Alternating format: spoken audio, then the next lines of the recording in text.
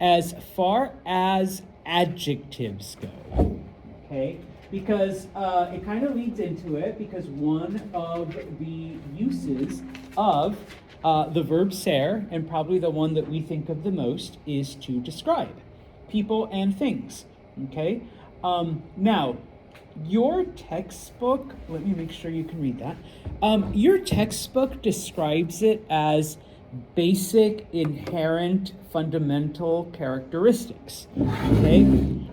To me, that's physical or personality traits. That's the way I've always worded it. But if you want to, no, it's basic, inherent quality. All right, go ahead, whatever, okay? All right, we use the verb ser basically to describe. And so, going into adjectives, los adjetivos, okay? Número uno, en inglés, what is an adjective? Descriptive word, muy bien, okay? Descriptive word. So, okay, they tried to pair these pictures into their opposites, okay? So if you look, starting with the first set, delgado. What is delgado? Skinny or thin, okay? And so gordo, fat, okay? So delgado, thin or skinny, gordo is fat, okay? Alta, what would alta be? Tall, and so baja, short, okay? This one has to do with age. Joven, young, and vieja, old, okay? I'm gonna skip over this one real quick and go to the gorilla, okay? It's a gorilla compared to, I wanna say that's a cat, but I really can't see it that well. Maybe it's a mouse, all right? It's supposed to be something of lesser size. So grande, big, and pequeño, small, okay? Now, this next one, depending on the country that you're in, okay? Rubio or moreno could either be referring to hair color or skin color, okay? Your textbook is using it as hair color, all right? Just so you know. What would rubia be? Blonde. And morena? Either brunette or dark-haired, okay? Now, I say that because in some countries, okay, Ivy would be rubia no matter what, okay? But we have someone over here like Lexi who has darker hair, but no offense, kind of light skin. And so in some countries, people would describe her as rubia. And to me, I'd look at her and I'd be like, she's not blonde. And they're like, well, no, we're describing her as having light skin, not necessarily light hair. You're like, in the summertime, it's blonde, and if I'm out in the sun. And so, and then, of course, I could say, oh yeah, la chica morena, the dark-haired girl. And, someone else might say, what do you mean? Look at her skin. I mean, she's white. Like, why are you calling her morena? And I'm like, well, no, I'm not talking about her skin color. I'm talking about her hair color. Her hair color is darker, okay? Your textbook is using it strictly for hair color, okay? And so that's how we'll be using it for hair color. But please be aware that in a lot of places, like, it can also mean your skin color. Like, Mason and Lexi and Connor would be described as rubio, because they have, even though their hair's a little darker, they do have lighter skin, okay? The next one, the two guys there with glasses, it is referring to their hair, because it's not very clear, because some people are like, huh, like left-handed, right? I've had people say left-handed, right-handed, and I'm like, where do you get that from? And they're like, well, one guy has his right hand up and one guy has his left hand up. And I'm just like, you know what? Yeah, I would give you half credit. But Corto, if you're talking about their hair, what would corto be? Not bald. It's supposed to be short. In this case, short in length. I should be specific. Short in length. And then largo for the hair. Long. Okay? Now, even though they're using hair, once again, corto is short in length and largo is also long in length. Because if you notice the word baja, that also means short, but that is short in height. Okay? Like, I would not go to a movie that was only 45 minutes long and say that the movie was baja, short. I would say the movie was corta, short. Okay? By the same token, I am so sorry, Naila. I would not describe Naila as corta. She is baja, all right, type of thing. Now, going back to the one I skipped at the top, because it's 3, okay? Bonita is used for the princess. What do you think, bonita? Pretty or beautiful. It's a troll. For the prince, el príncipe, guapo. If the princess is pretty or beautiful, what is the prince? Guapo. Handsome or good looking. Okay?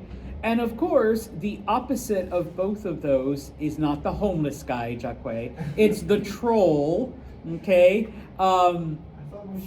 Feo. Ugly. Okay? Feo means ugly. Now, guapo means handsome or good looking, and just like in English, okay? I could say maybe, Jacque es guapo. Jacque is handsome, all right? He's a good looking guy. Just, look at him over there, all right? He is handsome. Él es guapo, okay? If I were to say Lexi is guapa, all right, ladies, how do you feel about being called handsome? Like, ooh, Naila is a handsome woman. All right, everybody's laughing. All right, why? We don't usually say that. Yeah, in English you don't. Mason? I was going to say it's not traditional. Yeah. Jacque is like, it's an insult. I suppose it can be that way. The reason why I bring this up is because en español, in Spanish, in some countries, it is an insult if you call a woman guapa. But in other countries, you call a woman guapa, it means she's pretty, she's good looking, she's attractive, okay? I can tell you for a fact, in España, ladies, somebody calls you guapa, they are complimenting you, okay? You just have to be careful because, Jacque, you call a woman guapa in a country where it's an insult, you're gonna get slapped. Okay, so in Spain you can call the women guapa. Ooh, eres muy guapa. Okay, type of thing. Okay, now the same thing with bonita. All right, we can describe Naila as bonita. She is pretty. She is good looking. All right. Aiden, if I called you pretty, like Aiden is really pretty.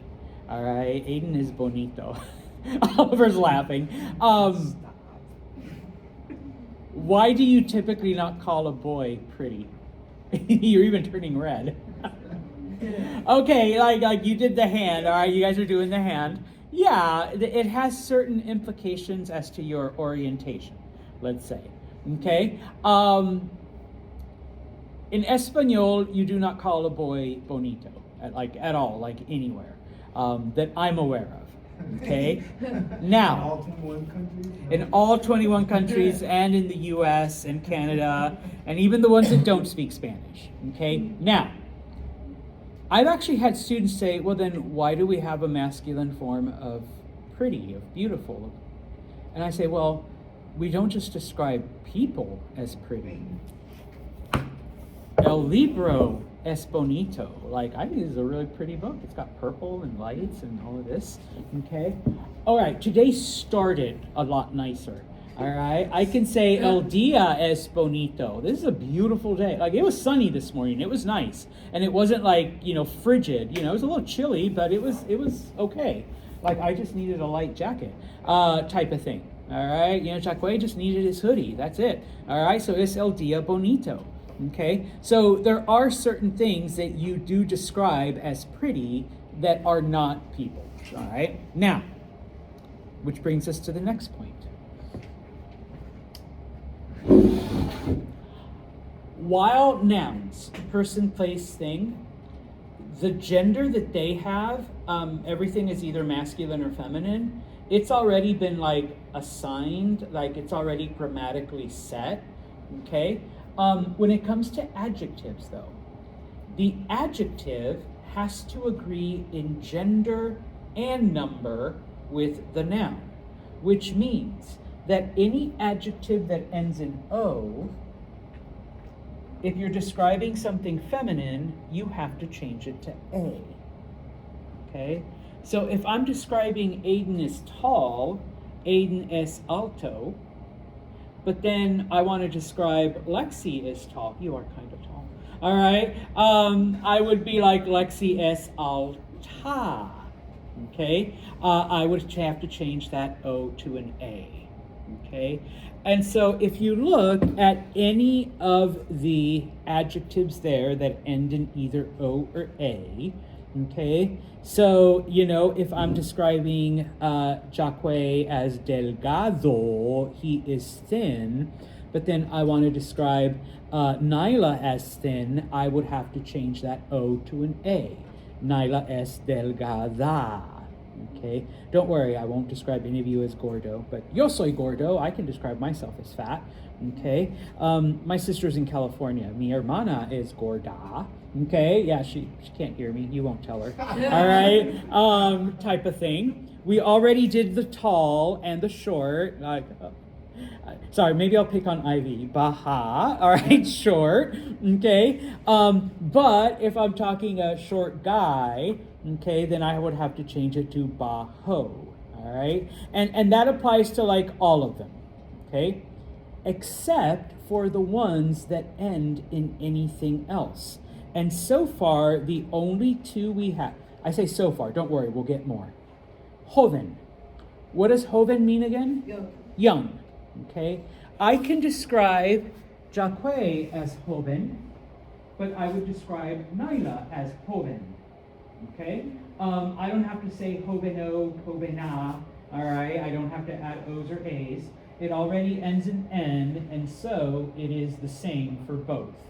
The other one that's there is grande. What is grande?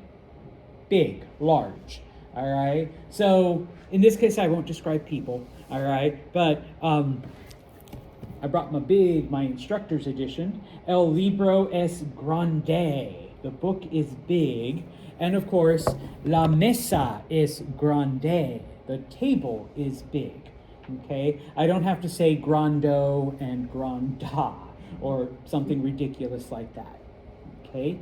Now,